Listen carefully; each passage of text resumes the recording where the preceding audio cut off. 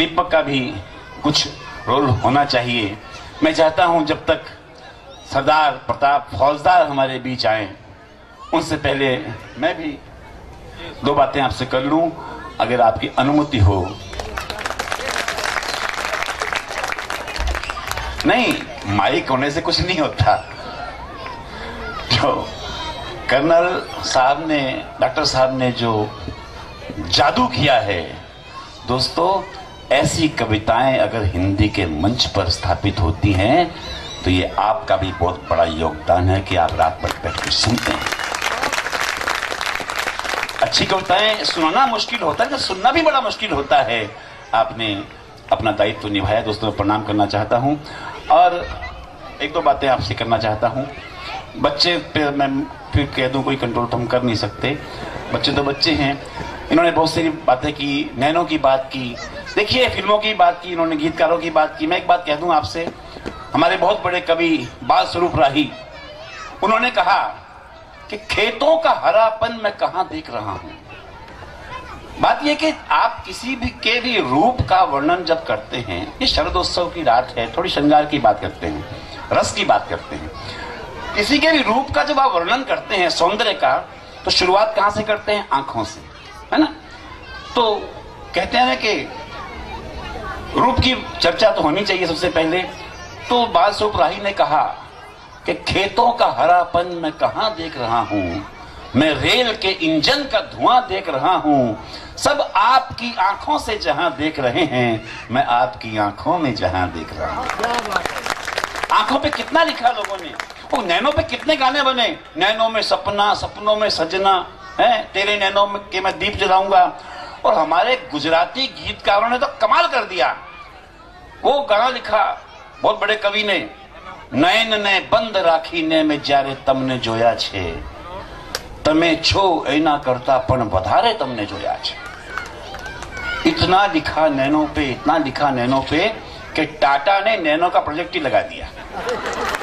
ये शब्द की ताकत, उस ताकत का भी हम प्रणाम करना चाहते हैं। आइए कुछ छोटी छोटी बातें आपके साथ करूं। बच्चे बैठ ही गए हैं, नाम की बात भी हो गई, और ये बच्चे बहुत ऊर्जावान बच्चे हैं। हम तो दूज का चंद्रमा देख के समझ जाते हैं कि पूर्णिमा के चंद्रमा में कितना प्रकाश होगा, है ना। पूर्णता का स्वरूप क्या होगा, इनसे बढ़कर अनूप क्या होगा। अरे जिनकी बचपन में छवि ऐसी है, उनका यौवन में रूप क्या होगा। ये आपकी पैदावार है, आपको प्रणाम है। आइए ऐसे गाने, अच्छा पहले फिल्मों की बात करते हैं। मैं फिल्मी गानों की पैरोडी किया करता हूं और राजनीतिक कटाक्ष किया करता हूं। पहले थोड़ा नमूना वो देख लीजिए। और मैं उसमें कुछ खास नहीं करता, कुछ नेताओं का मजाक उड़ाता हूं। अब 15 मिनट मुझे दे देना तो मैं 10 मिनट बोलूंगा। 5 मिनट आप ताली बजाएंगे ना, वो तो जोड़ना पड़ता है बीच में। हाँ, अब कभी भी बजाओ, बजनी चाहिए बस, ताली बजाना जरूरी होता है। आइए मैं बता दूं, नेताओं का मजाक उड़ाता हूं। नेताओं का मजाक उड़ाना कोई अच्छी बात नहीं है, ये मैं भी जानता हूं। लेकिन दोस्तों, जो लोग हमारे पूरे देश का मजाक उड़ा रहे हैं, उनका मजाक उड़ाना कोई बुरी बात नहीं है। उनका मजाक उड़ाना भी देशभक्ति है। हम और कुछ नहीं करते, उनका मजाक तो उड़ा सकते हैं। आइए आपको लगे कि आपके भावनाओं को मैंने शब्द दे दिए हैं, तो झूम कर सुनना, आनंद लेना। कुछ फिल्मी पैरोडियां। सबसे पहले, हे राजीव कह गए सोनिया से, ऐसा कलयुग आएगा, कहां हुआ था जन्म राम का, सुप्रीम कोर्ट बताएगा। और जुड़ना, संसद में जो सोनिया मनमोहन से मिले, कभी मुस्काए कभी घूरे कभी साथ चले, माया कैसे न जले। वो सोनिया जी ने मना कर दिया था कि मैं प्रधानमंत्री नहीं बनूंगी, पार्टी में संकट आएगा। वो कौन? वो सारे बड़े बड़े नेता मौन। ऐसे संकट के समय एक बुजुर्ग सरदार जी सामने आए और बोले, मैं हूं ना। बहुत कमजोर कहानी है आपकी। धन्यवाद। कैसे कहा, मैं हूं ना? होशियारपुर का होशियार मैं हूं ना, सबसे ज्यादा योग्य उम्मीदवार मैं हूं ना। कांग्रेस आई आ गई है रंग में, लेकिन चलाना राज को है ढंग से, तो मुझको बना दो सरदार मैं हूं ना।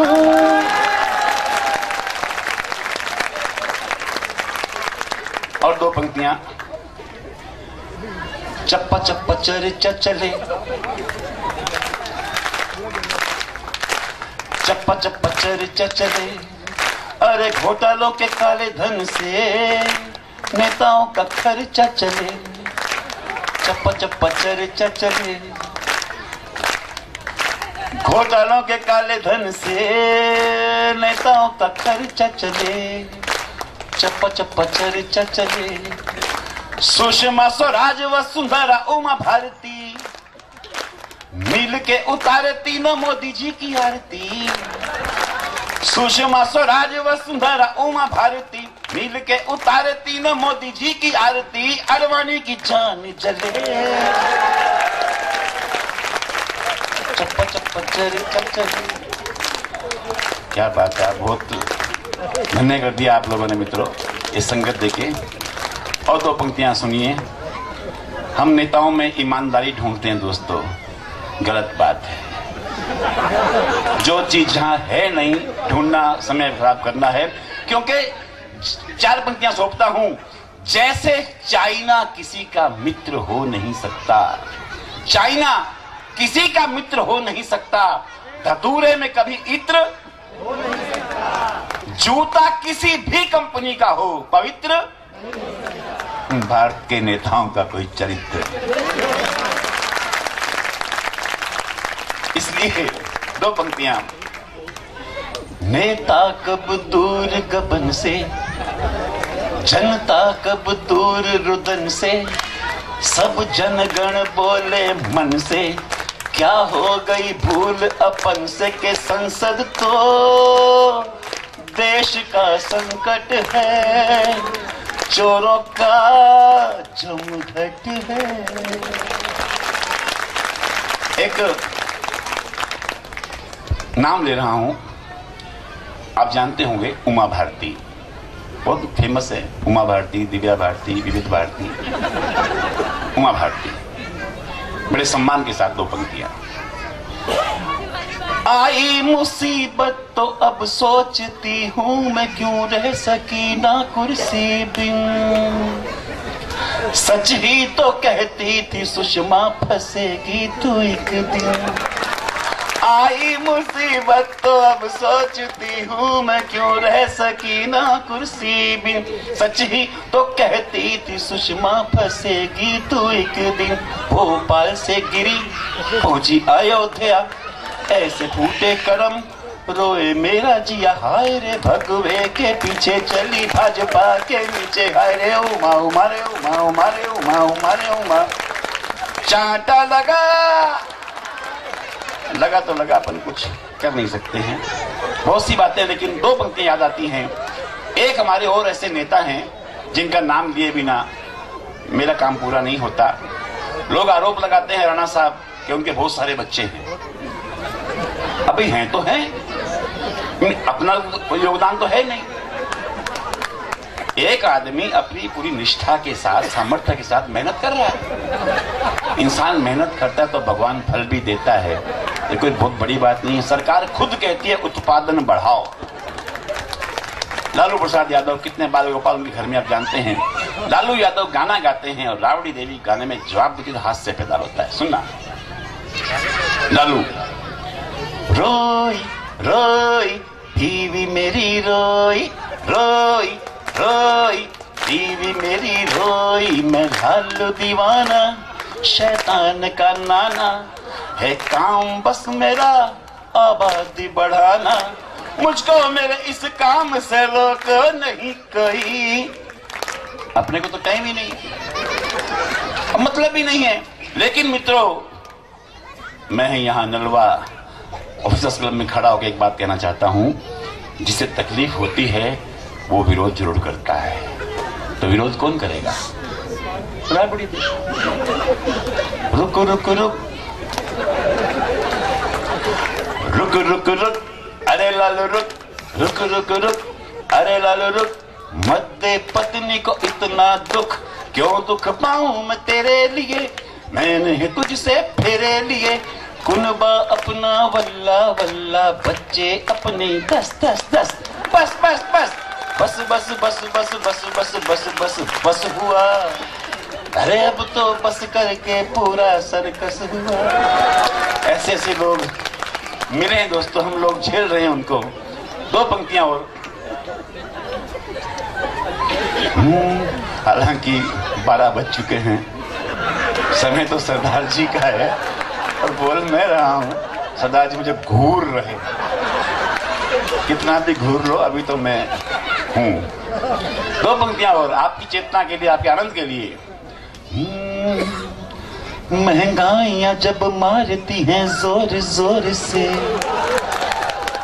महंगाइयां जब मारती हैं जोर जोर से, रोने की आवाजें आती जनता की ओर से, पर ये नेता बेशरम, इन्हें नहीं कोई गम, जिंदगानी में अपनी जहर घोल के, अपनी कुर्सी को पीछे से यार चिपकाए बैठे फेविकॉल से। ऐसे ऐसे नेता मिले हैं।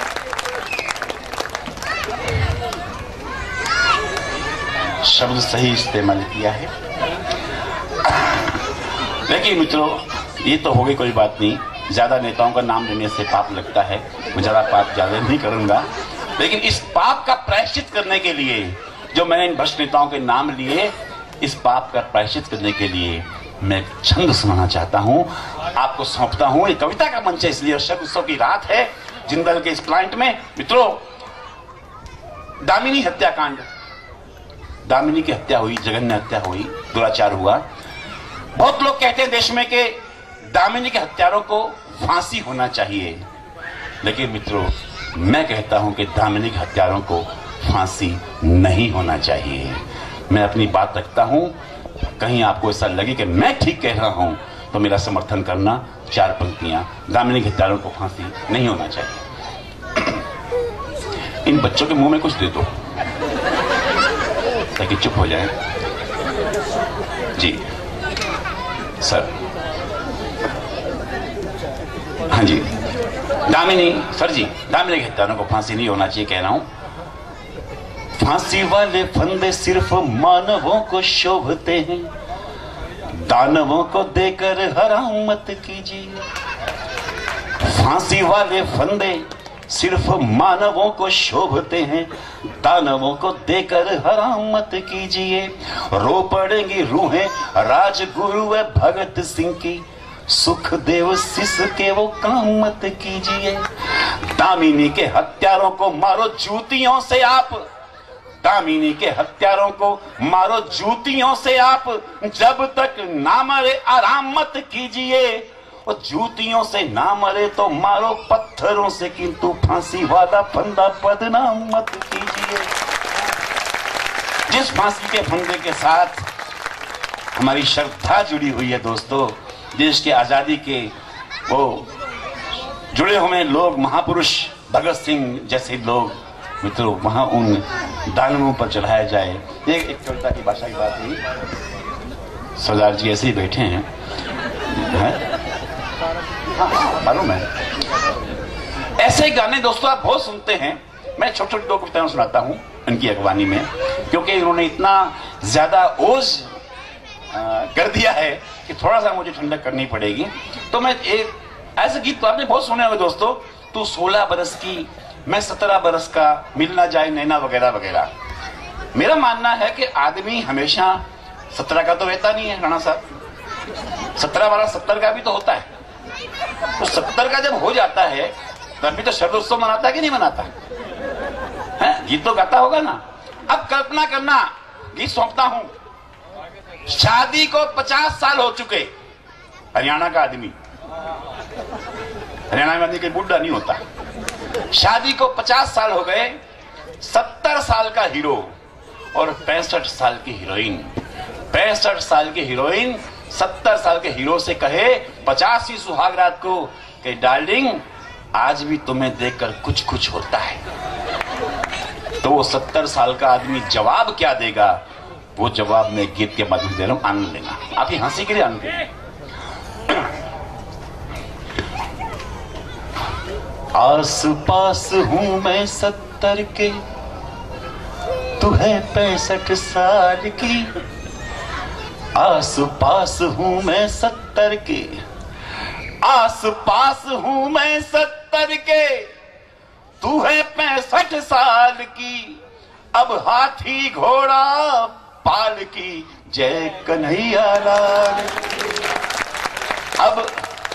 अब हाथी घोड़ा पाल की, जय कन्हैया लाल। और जय कन्हैया लाल की क्यों? कारण सुनना, तर्क सुनना। सूख गई सारी सरिताएं, पीछे के लोग ज्यादा समझदार दिखते हैं, पीछे वालों को आगे क्यों नहीं बिठाया? हाँ ऐसे ही लगे रहना, बाहर का समर्थन भी जरूरी है। सूख गई सारी सरिताएं, रस का सागर सूख गया। अरे सूख गई है गगरी तुम्हारी, मेरा गागर सूख गया। रोज मचलने वाला सपनों का सौदागर सूख गया। तन की राधा सूखी, मन का नटवर नागर सूख गया। तन की राधा सूखी, मन का नटवर नागर सूख गया। तो ख्वाब न देखो हरियाली के, ख्वाब न देखो हरियाली के, ख्वाब न देखो हरियाली के, ये है घड़ी अकाल की। अब हाथी घोड़ा पाल की, जय कन्हैया लाल की। बहुत बहुत धन्यवाद मित्रों, आपने मुझे भी सुन लिया। 2 शेर गजल के मुझे याद आ गए। जब मंच पर इतने बड़े लोग बैठे हों कविता के, तब कहने का मन जाता है दोस्तों। 2 शेर सुनता हूं आपको। राणा साहब आपको सुनता हूं, कविता के आप शौकीन हैं इसलिए कि सूनापन है, सन्नाटा है, तलखी है, तन्हाई है। सूनापन है, सन्नाटा है, तलखी है, तन्हाई है। ऐसे में क्या खबर कहां से गजल उतर कर आई है। ऐसे में क्या खबर कहां से गजल उतर कर आई है। और उमड़ रहा पुरजोर तलातुम, जब मुर्शद के प्याले में। उमड़ रहा पुरजोर तलातुम, जब मुर्शद के प्याले में। अरे पूछे कौन समंदर से तुझ में कितनी गहराई है। कविता की प्यार मोहब्बत की बात करते दोस्तों, मैं कहना चाहता हूं कि प्यार क्या है। अच्छा, नौजवानों की प्रॉब्लम क्या है? प्यार करते बहुत फटाफट है, बहुत जल्दी निकल लेते हैं, लेकिन प्यार का इजहार नहीं कर पाते। आई लव यू इतना कह नहीं पाते, बाकी सब कर लेते हैं। मैं कहता हूं भैया कर लेना चाहिए, टाइम पे बोल देना चाहिए, क्योंकि हुस्न के तेवर नुकीले हो गए। जवान होके सुनना हरियाणा वालों, हुस्न के तेवर नुकीले हो गए, इश्क के सब जोड़ ढीले हो गए, और हो गए कुछ लेट हम इजहार में, और उनके हाथ पीले हो गए। इतना तो प्यार क्या है कि सांस में सुर सनसनाना प्यार का, सांस में सुर सनसनाना प्यार का। क्या है प्यार? सांस में सुर सनसनाना प्यार का, जिंदगी है ताना बाना प्यार का। मौत से कह दूंगा रुक जा 2 घड़ी, मौत से कह दूंगा रुक जा 2 घड़ी, आने वाला है जमाना प्यार का, आने वाला। प्यार की कई बातें हैं मित्रों, मनोहार की बहुत सी बातें हैं, लेकिन समय की अपनी सीमा है। लोग मरते हैं जिंदगी के लिए, वक्त रुकता नहीं किसी के लिए। वक्त की अपनी मर्यादाएं होती हैं, लेकिन मैं गुजरात से आया हूं दोस्तों। गुजरात का अपना एक रंग है, बड़ा प्यारा रंग है गुजरात का। गुजरात का आदमी भी बिजनेस माइंडेड होता है। गुजरात का आदमी जबरदस्त बिजनेस माइंडेड, इतना बिजनेस माइंडेड कि कुएं में भी गिर जाए तो चिल्लाता, बाद में पहले नहाता है। गुजराती आदमी इतना बिजनेस माइंडेड कि डॉक्टर भी बनेगा तो दांत का, डेंटिस्ट। मेरे एक दोस्त हैं डॉक्टर वशिष्ठ, डेंटिस्ट हैं। मैंने पूछा डेंटिस्ट क्यों बने? बोले धंधा नहीं, बात है, बिजनेस की बात है। क्या है कि बाकी सारे पार्ट बॉडी में 1-2 पीस होते हैं और दांत 32 होते हैं। ये अपने अपने तरीके हैं। लेकिन हंसी कैसे कैसे आते दोस्तों। रोड साइड से हम जा रहे थे, बाई रोड जा रहे थे। एक गांव में मैंने देखा राजस्थान में, वो भेड़ चराने वाला आ गया। उसने भेड़े ही भेड़े, भेड़े ही भेड़े।